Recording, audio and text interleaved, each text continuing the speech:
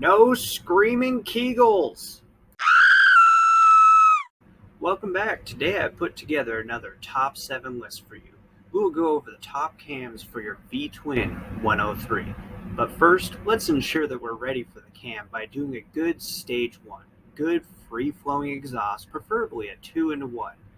Good free-flowing intake of your choice. And a Power Vision, the best tuner on the market. If you purchase your Power Vision from Fuel Moto, it will save you in the long run. So you're a part of their tuning program. First, let's get a base point by going over a factory 103 with a good stage 1 and a good tune installed. Here's a factory 103. Just has a stage 1 installed on it. We're getting a max power of 75 horsepower and a max torque of 91 foot-pounds of torque. It's not bad, but it's definitely lacking because of the Vance & Hines short shots. Short shots do not create enough back pressure to establish a higher horsepower. So while you get your power low down, you're going to lose it on your top end. So let's get into the first one in our cams.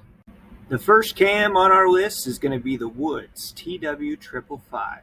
This is going to be a great cam for staying with the 103 or going up to a 107 and adding some compression.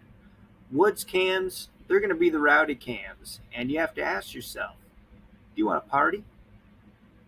Woods cams are on the noisy side with your top end noise.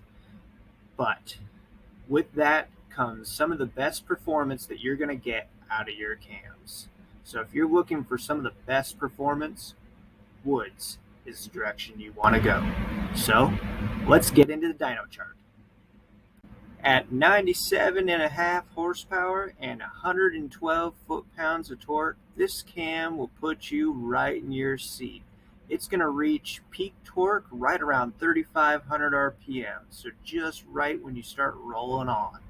This cam is geared more towards upgrading in the future. It benefits hugely to upgrading to a 107 with a little more torque. The second cam on our list is the Woods TW777. This is going to be a great cam for staying with the 103 or going to a 107 or a 110. And adding some compression. It will also respond very good to a little head work as well. Yet another rowdy cam, this one will work great for those that are unsure on how far they want to go and want possibility. So let's get into the dyno chart. At 99 horsepower and 112.5 foot-pounds of torque, this cam will put you at a peak torque right around 3,700 RPMs. A little bit on the high side. This cam is the one that you install when you either ride at a high RPM or you know that you're going bigger on that engine. The third and the last wood cams on our list is going to be the Woods TW999-6. For those that know they're going all the way and going to squeeze every last pony from their big twin, the Woods TW999-6 is going to be the cam for you. You want to ensure your 103 came with factory compression releases before going with this cam, because it's the big boy. This cam is going to be perfect for those that can handle a little sacrifice in the first stages, but know that they're going 110, high compression, CNC heads. This is going to be the noisiest cam yet for the top end noise, but you will not be disappointed once your whole build is done with this one. So let's get into the dyno chart. At 101 horsepower and 112.7 foot-pounds torque, this cam will reach peak torque at about 3,800 RPMs. This cam, before future engine upgrades, is going to feel like a dog that only gets kicked in the balls when it hits 3,800 RPMs, then comes to life like a crackhead. But this cam is going to be the one that will respond the best to all future upgrades if you're looking at going all the way. Number 4 on our list is going to have to be none other than the S&S 585 Easy Start Cam. The S&S utilizes a collapsible lobe that assists in starting and acts as a compression release. The 585 is designed specifically for the 110 that S&S also offers, but also complements in the 103 for gains and paves your path to going to the 110. S&S is a proven company that specializes in consistency and quality, and any S&S parts you choose will be great selections for the years to come. So, without further ado, let's get into the dyno chart. At 97.3 horsepower and 108 foot-pounds of torque, this cam will reach peak torque at just before 4,000 RPMs. Still not a bad option, but you won't get its full benefit till you're at higher RPMs. The thing with this cam is once it's paired with the S&S 110 kit, you will have yourself a tire shredder. But if you're unsure if you're wanting to increase engine size, this is not the right cam for you. This is the option cam for those with options, primarily the 110 one. Number 5 on our list is a cam by Zippers, the Redshift 575. The Redshift 575 makes some great numbers and has room to grow with upgrades. The torque curve is very subtle, making it a throttle predictable cam. That still makes great results. Let's get into the dyno chart.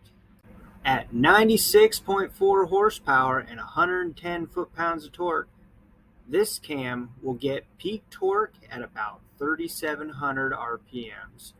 With the slow curve it does before the peak, gives you usable torque even before its peak. And with the 110 foot-pounds of torque, this cam will give you a grin on your face whenever you roll on the throttle.